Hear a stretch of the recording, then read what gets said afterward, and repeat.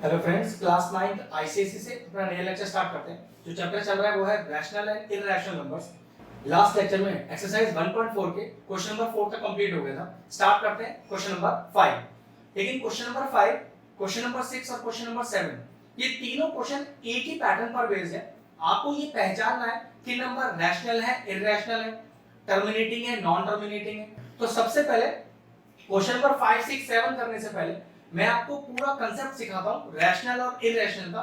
फिर वो तीनों क्वेश्चन करना आपके लिए बहुत ज्यादा आसान हो जाएगा। ठीक है, चलिए देखिए। अगर मैं आपसे कहूं कि मैं आपको एक नंबर दे रहा हूं और पहचानिए नंबर रैशनल है या इरैशनल, तो रैशनल पहचानने के तो पता नहीं कितने सारे तरीके हैं, पहचान करना बहुत मुश्किल हो जाएगा।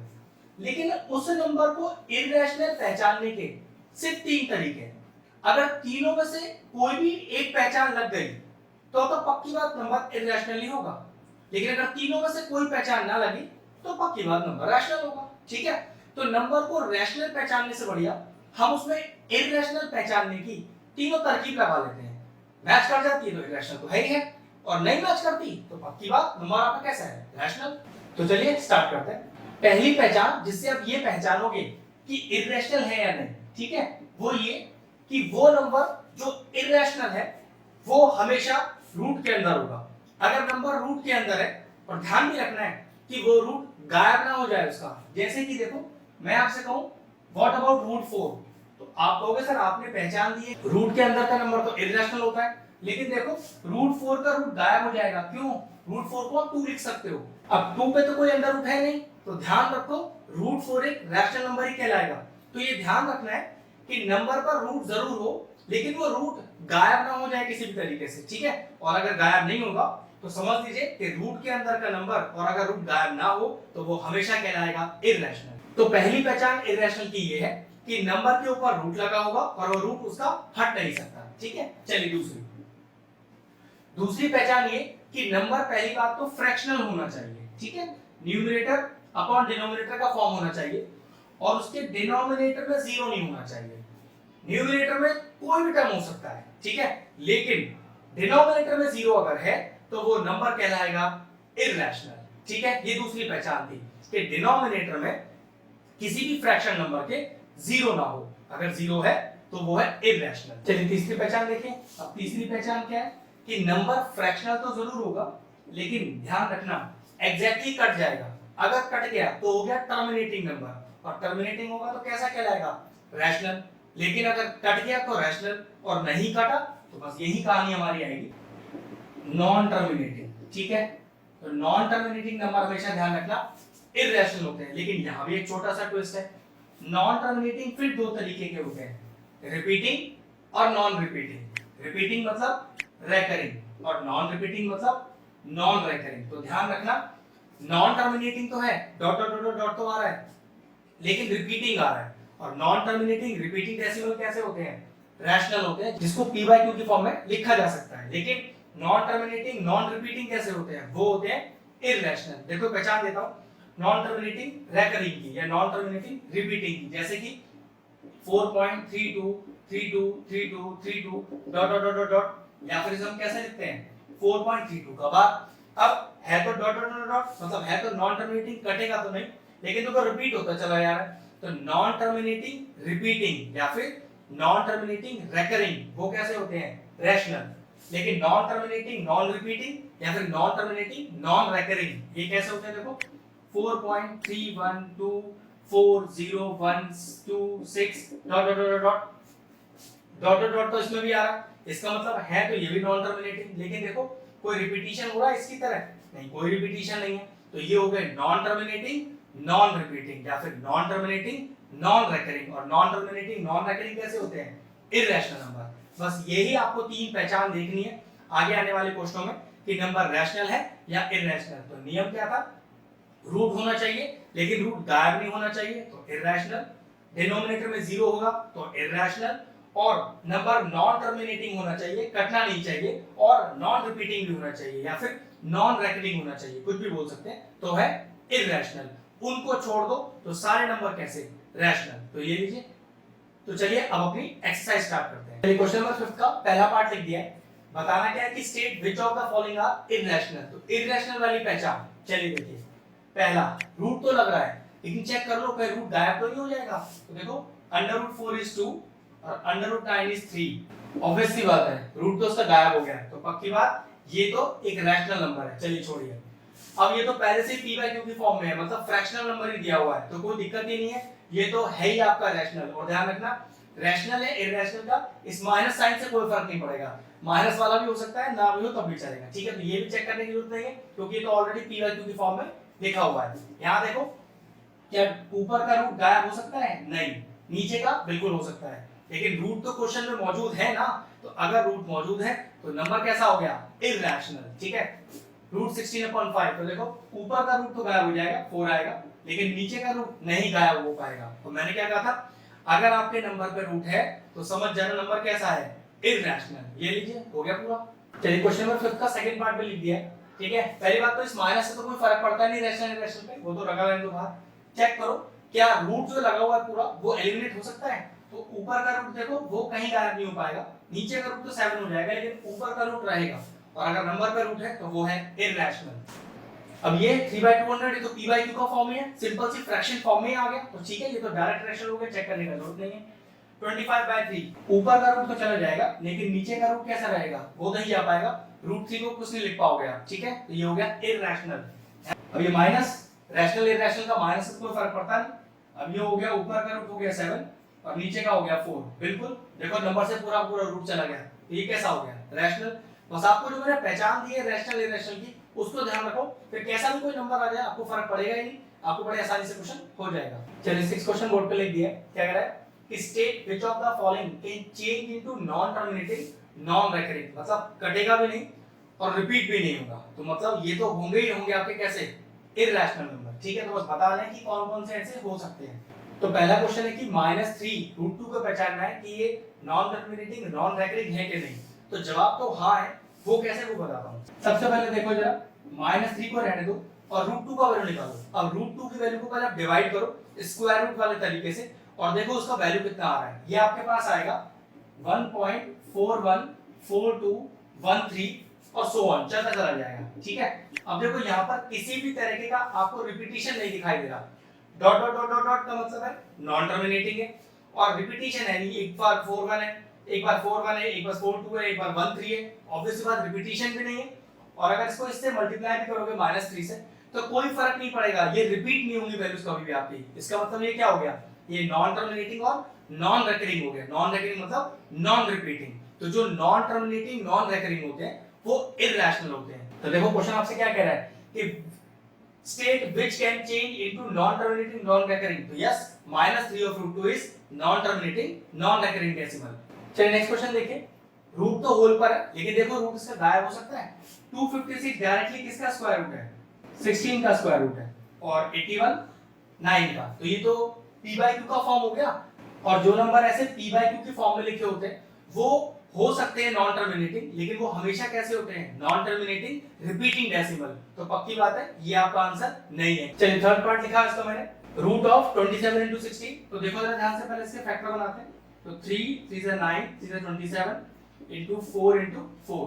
देखो 3 का पेयर मौजूद है, रूट से बाहर आ जाएगा, 4 का पेयर मौजूद है, रूट से बाहर आ जाएगा, ये नीचे बाहर कर दिया, लेकिन इसका तो पेयर नहीं है, तो ये तो रूट के अंदर ही रहेगा। और √3 एक कैसा नंबर है? √3 एक नॉन टर्मिनेटिंग और एक नॉन रिपीटिंग डेसिमल है, तो ठीक है। 12 into 1.732 ये रिपीट होंगे ही नहीं आपके, और क्या आएगा? डॉट डॉट डॉट डॉट आता रहेगा। इसका मतलब ये हुआ कि डॉट डॉट डॉट आना तो ये शो करता है कि नॉन टर्मिनेटिंग है, लेकिन रिपीट नहीं हो रहा। और आपको कैसे नंबर बताने हैं जो रिपीट ना हो? नॉन रिपीटिंग का मतलब क्या होता है? Non repeating. तो जो नॉन टर्मिनेटिंग नॉन रिपीटिंग होते हैं वही इररेशनल होते हैं। तो हमें क्वेश्चन में पहचानना था क्या ये नॉन टर्मिनेटिंग नॉन रिपीटिंग है, तो जवाब है हाँ। √27 into 16 आपका बनेगा 12√3, जो कि एक non terminating non recurring decimal है। चलिए इसका नेक्स्ट पार्ट देखते हैं, √5/36। तो ये हो गया √5/6। अब √2 ऊपर मौजूद है, अब √5 भी कैसा नंबर है? √5 भी एक non terminating non repeating decimal है, तो हाँ। तो हाँ, जो आपको फाइंड आउट करना था नॉन टर्मिनेटिंग नॉन रेकरिंग, तो √5/6 नॉन टर्मिनेटिंग नॉन रेकरिंग ही नंबर है। याद रखना √2 √3 √5 √7 ये सारे के सारे नंबर नॉन टर्मिनेटिंग और नॉन रिपीटिंग है या फिर नॉन रेकरिंग है, वही आपको पहचान लेते हैं। ये लीजिए, यस हो गया। चलिए क्वेश्चन नंबर 7 का फर्स्ट पार्ट लिख दिया कि which of the following are irrational. वही पहचान आपको इररेशनल कहलानी है। न्यूमरेटर पे नंबर पे रूट ना हो, अगर रूट रह गया टर्म पर तो इररेशनल होगा। डिनोमिनेटर में जीरो ना हो, और अगर एक नॉन टर्मिनेटिंग नंबर है तो non terminating non repeating decimal होना चाहिए या फिर नॉन रेकरिंग डेसिमल होना चाहिए। अब जरा इसको देखो कितना आएगा, 3 माइनस का √7/5। ओके, √7 का रूट हट नहीं सकता, रूट मौजूद रहेगा। सॉल्व करके देख लो, ये रूट जाएगा ही नहीं कभी भी आपका, hence it is a irrational number. चलिए क्वेश्चन का सेकंड पार्ट लिख दिया है, -2/3 प्लस क्यूब रूट ऑफ 2। अब ध्यान रखना square root of 2 cube root of 2 ये सारे के सारे इररेशनल नंबर है, नॉन टर्मिनेटिंग नॉन रिपीटिंग। तो ठीक है, क्योंकि अब ये तो आप क्यूब रूट हटा नहीं पाओगे, therefore the expression is irrational. चलिए क्वेश्चन का 7th पार्ट मैंने लिख दिया है, 2/5 √7 का होल स्क्वायर प्रूफ करना है। तो कोई दिक्कत नहीं, पहले होल स्क्वायर बोलते हैं। ये हो गया 4, ये हो गया 25 और ये हो गया 7। अब चेक कर लो ये कितना लिखा आएगा, ये आएगा 28/25। तो p/q का फॉर्म हो गया, और अगर p/q फॉर्म है तो एक रैशनल नंबर है, ऑब्वियस सी बात है। आंसर हो गया no, it is not a irrational number.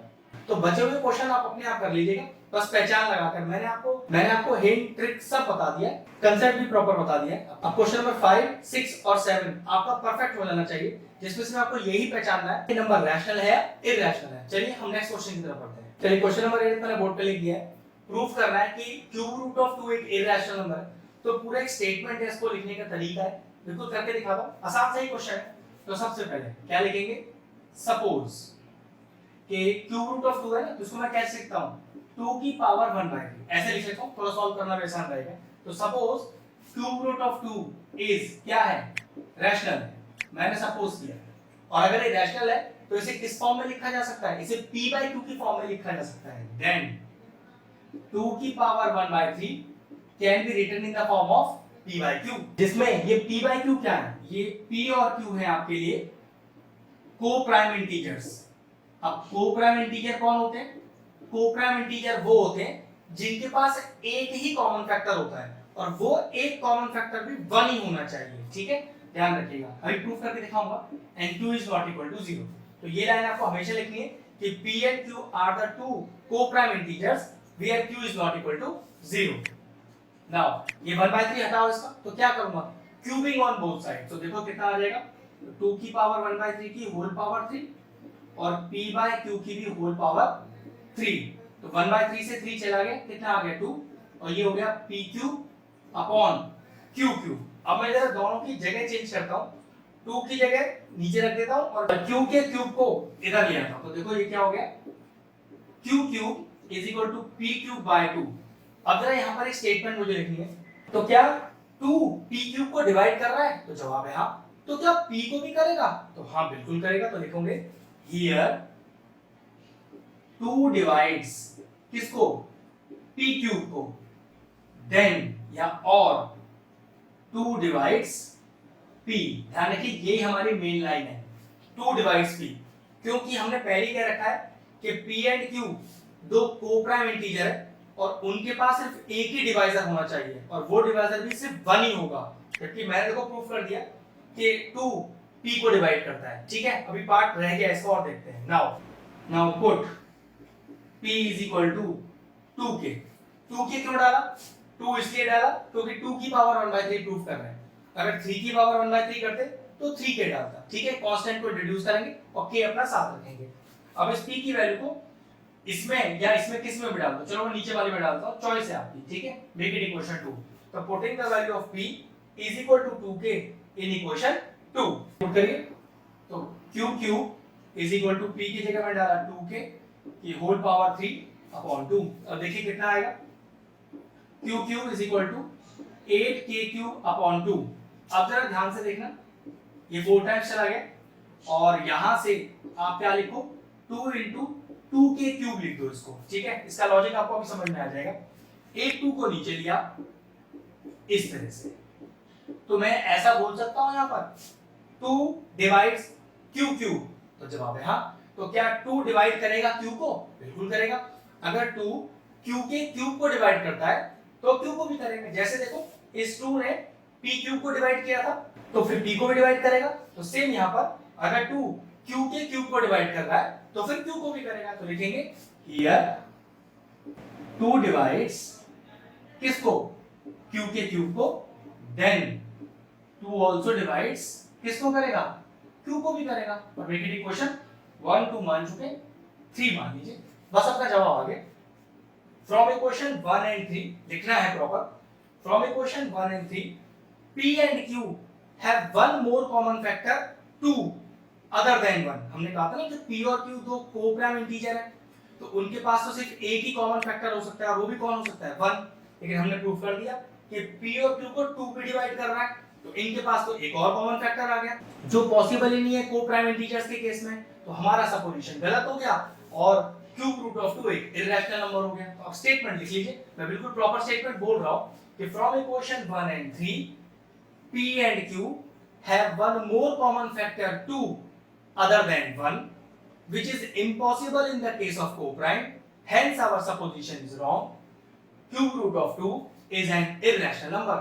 Last में जो मैंने स्टेटमेंट बोली यही स्टेटमेंट आपको बिल्कुल एग्जैक्ट लिखना है और ये स्टेटमेंट ही आपको बता रहा है कि ये जो क्यूब रूट ऑफ 2 है एक इररेशनल नंबर है। अगर आप ये स्टेटमेंट नहीं लिखते लास्ट में तो आपको मार्क्स नहीं मिलेगा क्योंकि यही आपको बता रहा है कि p और q के पास एक कॉमन फैक्टर और आ गया है 2 एक से हटकर जो उसके पास नहीं होना चाहिए था। इसलिए जो हमने सपोज किया था क्यूब रूट ऑफ 2 एक रैशनल नंबर है वो गलत हो गया। क्यूब रूट ऑफ 2 एक इररेशनल नंबर है। ये लीजिए प्रूव हो गया। चलिए एट क्वेश्चन का थर्ड पार्ट करते हैं। बिल्कुल सेम क्वेश्चन है। क्वेश्चन क्या है कि fourth root of 5 irrational prove करना है। सारे सेम स्टेप हैं, सब कुछ सेम है जो हमने पीछे वाले क्वेश्चन में किया। देखो जरा, सबसे पहले वही सपोज करेंगे। सपोज क्या करेंगे कि fourth root of 5 is rational. अगर fourth root of 5 rational number है तो इसे लिखा जा सकता है किस फॉर्म में? इसे लिखा जा सकता है p by q की फॉर्म में। और इसमें p और q क्या है? p and q are two co-prime integers and q is not equal to 0। और मैंने क्या बताया था co-prime के बारे में कि co-prime integers वो होते हैं जिनके पास एक ही कॉमन फैक्टर होता है और वो कॉमन फैक्टर भी 1 ही होना चाहिए। उसके अलावा अगर कोई हुआ तो गलत हो जाएगा सब कुछ। ठीक है, अब क्योंकि पावर 1/4 है तो taking 4 power on both side. ठीक है, तो दोनों साइड 4 पावर ले लो। ये लीजिए, ऐसे इस तरफ भी ले लीजिए। वो स्टेप बिल्कुल सेम है जो हमने किए थे पिछले वाले क्वेश्चन में। क्यूब रूट था या फोर्थ रूट है, स्क्वायर रूट भी होता तब भी यही लॉजिक होता। ठीक है, ये 1/4 से 4 चला गया तो 5 इज इक्वल टू p की पावर 4 अपॉन q की पावर 4। चलिए 5 और q की पावर 4 की जगह इंटरचेंज कीजिए पिछले वाले क्वेश्चन की तरह। तो कितना आएगा? q की power 4 is equal to p की पावर 4 अपॉन 5। अब आप क्या लिख सकते हैं कि हियर 5 डिवाइड्स p की पावर 4। तो क्या 5 डिवाइड करेगा p को? बिल्कुल करेगा। तो लिखेंगे हियर 5 डिवाइड्स p की पावर 4 देन 5 आल्सो डिवाइड्स किसको? p को, जो हमारी मेन इक्वेशन है। Make it equation 1। अब वही पुट करेंगे, क्या put p is equal to क्या प्रूव कर रहे हैं? फोर्थ रूट ऑफ 5 कर रहे हैं ना, तो 5 की। ठीक है, और कहां? Make it equation 2। बिल्कुल सेम क्वेश्चन है, हर जगह बिल्कुल सेम स्टेप डाल लें बट क्यूब रूट की जगह फोर्थ रूट यूज करना है। ठीक है, तो चलिए इक्वेशन 2 में p की जगह 5 पे डालते हैं। तो q की power 4 is equal to p की पावर 4 जो 5k की पावर 4 बन गया और होल पर नीचे 5। नेक्स्ट q की power 4 is equal to 25 into 25 into k की पावर 4 और अपॉन 5। भाई 5 की पावर 4 बार लिखनी है ना, 5 को 4 टाइम्स लिखना है ना, तो मैंने 25 25 लिख दिया। ठीक है, एक बार कैंसिल आउट हो गया। इस एक 5 को नीचे ले आओ। ठीक है, बस वही अपना आंसर आ जाएगा इज इक्वल टू 25 k की पावर 4। अब ये एक 5 नीचे आ गया और 25 k की पावर 4 एज इट इज है। तो क्या 5 q की पावर 4 को डिवाइड कर रहा है? बिल्कुल कर रहा है। तो क्या q को करेगा? 100% करेगा। तो यहां पर वो लिखेंगे हियर 5 डिवाइड्स किसको? q की पावर 4 को, देन 5 आल्सो डिवाइड किसको? q को। Make it equation 3। तो फ्रॉम इक्वेशन 1 एंड 3 p और q के पास एक और कॉमन फैक्टर आ गया 5 अदर देन 1। जो कि इम्पॉसिबल है किसके केस में, को प्राइम के केस में, क्योंकि उसके पास तो सिर्फ एक ही कॉमन फैक्टर हो सकता है, वो भी 1 हो सकता है। इसके पास तो 5 भी आ गया, तो hence our supposition is wrong. Fourth root of 5 is an irrational number. Statement में फिर से बोल रहा हूं, बिल्कुल एज इट इज लिखिएगा। From equation 1 and 3 p and q have one more common factor 5 other than 1, which is impossible in the case of co-primes, hence our supposition is wrong. Fourth root of 5 is an irrational number. ये लीजिए prove हो गया। चलिए next question number 9, 10, 11 बिल्कुल तीनों एक ही जैसे हैं, जिसमें असेंडिंग ऑर्डर डिसेंडिंग ऑर्डर में लगाना है। तो मैं इसके आपके दो क्वेश्चन करके दूंगा। तो पहले मैंने 9 का सेकंड पार्ट लिख दिया है, 4 आपको नंबर दिए हैं और इसे आपको मैं असेंडिंग में भी लगाना सिखाऊंगा और डिसेंडिंग में भी। अब सबसे पहले क्या करते हैं, टर्म्स पे रूट अटक रहे हैं, तो कुछ ऐसा लॉजिक लगाओ कि हर नंबर पे रूट आ जाए। तो देखो जरा कैसे, माइनस को अपनी जगह रहने दो, 3 को क्या लिख सकता हूं, √9। भाई √9 3 तो होता है, लेकिन आपको देखो सॉल्व करना बड़ा आसान हो जाएगा, और जो रूट में उसे रूट में रहने दो, ठीक है। अब देखो 9 को रूट में कैसे रखूं, क्या लिख सकता हूं, √81, फिर √81 9 ही तो होता है, अपॉन √5 सेम रहने दो। इसका मिक्स फ्रैक्शन सही कर लो, तो 3 4 12, 12 प्लस 4 is 16, तो माइनस का 16/3 और √5। अब इसको रूट में रखेंगे, ठीक है। और नेक्स्ट देखो 3 का रूट हो, अगर 3 वैल्यू लाना है तो रूट कितना लिखना पड़ेगा, 9, और अगर 2 लाना है तो लिखना पड़ेगा √4, √5 अपनी जगह लिखा है। अब 16 लाने के लिए रूट कितना आएगा, 256, और 3 लाने के लिए √9 और इनटू √5। अब जरा सही से एक बार लिख लो, तो माइनस का √18 √81/5। नेक्स्ट देखिए माइनस ऑफ √256 into 5/9, सॉल्व करेंगे इसको भी, और √9 5 45 और अपॉन 4। अब इन सबकी डेसिमल वैल्यू भी चाहिए अपने को, तभी समझ में आएगा, ठीक है। √18 में तो कुछ कर नहीं सकते आप। अब 81/5 को पहले डेसिमल में करते हैं, तो देखो कितना आएगा, 81/5 ये आएगा आपके पास 5 1 5, 3 बच गया, 1 आ गया बैलेंस में, 5 6 30, 1 आ गया, डॉट लगा के 0, 5 2 10, तो ये आ गया पॉजिटिव रूट के अंदर 16.2। अब देखो यहाँ पर आंसर तो नेगेटिव ही आएगा, लेकिन पहले 256 into 5 करते हैं और फिर 9 से डिवाइड करते हैं। चलो पहले वही करते हैं, 256 को 5 से मल्टीप्लाई करते हैं, 5 6 30, 3 आ गया कैरी में, 5 5 25 और 3 28, 5 2 10 और 2 12, तो 1280 और अपॉन 9। चलिए इसे 9 से डिवाइड करेंगे, तो 9 1 9, 3 बच गया, 9 4 36, 2 बच गया, फिर 9 2 18, 2 बच गया, डॉट लगा के 0, 9 2 18, तो ये आ गया 142.2 अंडर रूट के अंदर, ठीक है, और वो भी नेगेटिव। ऐसे 45/4 करिए फटाफट से, तो 45/4 आएगा, 4 1 4 पूरा चला गया, तो 4 1 4 1 आ गया, डॉट लगा के 0, और 4 2 8, फिर 2 डॉट लगा के 0, और 4 5 20, तो देखो ये रूट के अंदर आ गया 11.25। अब सबसे पहले ध्यान रखो, असेंडिंग में लगाओ या डिसेंडिंग में उससे फर्क नहीं पड़ता, तरीका समझो क्या है। अब सबसे पहले मैं सबसे बड़ा नंबर लिखता हूं, एक चीज का ध्यान रखो, रूट के अंदर जो सबसे बड़ा है वही बड़ा है, और जो रूट के अंदर छोटा है वो छोटा है। लेकिन एक दिक्कत है, दो नेगेटिव साइन भी हैं, तो नेगेटिव साइन पॉजिटिव से तो कभी बड़े हो ही नहीं सकते, तो सबसे पहले पॉजिटिव रूट वाले बड़ा नंबर लिखो। तो पॉजिटिव रूट का ये है और पॉजिटिव रूट का ये है, तो पक्की बात पॉजिटिव रूट का बड़ा नंबर ये है 16.2, ठीक है। उसके बाद उससे छोटा नंबर है रूट का 11.25। अब आएगा इन दोनों नेगेटिव रूट वाले का नंबर, तो देखो नेगेटिव रूट है ना, तो नेगेटिव रूट में जो बड़ा नंबर लिखा होता है वो एक्चुअल में छोटा होता है, तो रूट तो माइनस ऑफ √18 इससे बड़ा हो जाएगा। तो चलिए उससे छोटा नंबर आ गया माइनस ऑफ √18, और यहाँ सबसे छोटा नंबर है आपके पास माइनस ऑफ 142.2। बस अब इनकी ओरिजिनल वैल्यूज लिख दीजिए। तो रूट ऑफ 16.2 कौन है, रूट ऑफ 16.2 है आपका 9/5। फिर उससे छोटा नंबर कौन है, फिर है ये वाला जो कि हो गया आपका 3/2 √5। उससे छोटा नंबर फिर कौन है, माइनस का √18 मतलब माइनस का 3√2, और सबसे छोटा नंबर यही है माइनस का 4/3 और रूट का 5। ये चीज ध्यान रखना, अगर आपके पास नेगेटिव नंबर इन्वॉल्व है तो पक्की बात है वो सबसे छोटे ही होंगे, और रूट, और अगर नेगेटिव रूट है तो नेगेटिव रूट का बड़ा नंबर छोटा माना जाएगा और नेगेटिव रूट का छोटा नंबर बड़ा माना जाएगा, ठीक है। तो पहला अरेंजमेंट हो गया, जिसे मैंने बड़े से छोटे में लगाया, इसे उल्टा लिख दीजिए तो छोटे से बड़े में हो जाएगा। एक क्वेश्चन और करके दिखाता हूं। चलिए मैंने नेक्स्ट क्वेश्चन 11 का फर्स्ट पार्ट लिख दिया है, क्योंकि चारों ही नंबर पॉजिटिव है तो उसको दो तरीके से कर सकते हैं। एक तो पीछे वाला तरीका ही कि सारे नंबर का रूट ले आओ, पर एक दूसरा तरीका और है, लेकिन ये तरीका आप तभी लगा सकते हो जब चारों नंबर पॉजिटिव हो।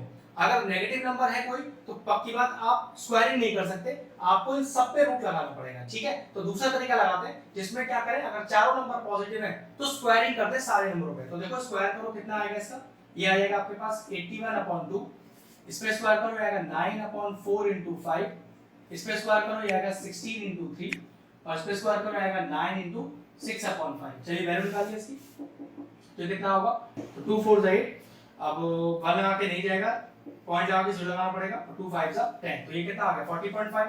अगला देखिए, नेक्स्ट देखते हैं, 9 5 45, 45/4, चलिए डिवाइड कर लेते हैं, तो 4 1 4 चला गया, 5 कैरी, 5 नीचे कॉपी किया, 4 1 4, 1 आ गया, डॉट लगा के 0, 4 2 8, और फिर 2 0, और 2 5 और 4 5 20, तो ये वैल्यू आया आपके पास 11.25। अब 16 3 है तो 3 6 18, 1 कैरी, और 3 1 3 और 1 4, तो 16 3 48। ये देखिए 9 6 54 और अपॉन 5, इसको भी करना पड़ेगा डिवाइड, तो 5 1 5, ठीक है, फिर यहाँ 0 लगाया और 40 आ गया, डॉट भी लग गया, 5 8 40, तो आंसर कितना आया 10.8।